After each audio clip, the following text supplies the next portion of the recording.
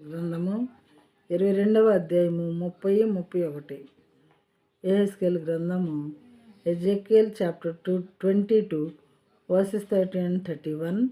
And I sought for a man among them who should build up the wall and stand in the breach before me and for the land, that I should not destroy it, but I found none.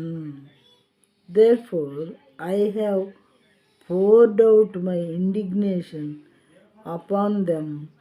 I have consumed them with the fire of my wrath. I have returned their way upon their heads, declares the Lord God. 30-31. నేను దేశమును పాడు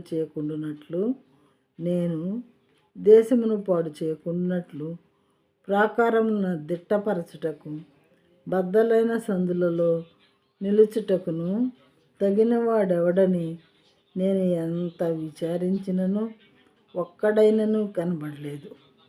దేవుని పేట పనిచేసేవాడు, దేవునికి ఇష్టమైన రీతిలో నడిచేవాడు అక్కడ కూడా కనిపించలేదు దేవుడు వెతికినప్పుడు.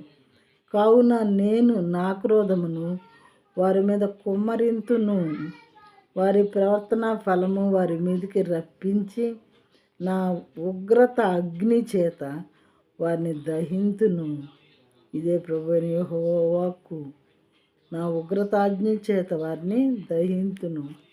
దేవుడు ఉగ్రతను చూపించేటటువంటి దేవుడు, మాట వినని వారి పట్ల మరి దహించేటటువంటి దేవుడు. కాబట్టి చాలా జాగ్రత్తగా దేవుని వాక్యాన్ని విని దాన్ని ఫాలో అయ్యే వాళ్ళంగా మనం ఉంటే మాత్రమే ఆయన కృపకు పాత్రలమవుతాం. ప్రియమైన వారలారా,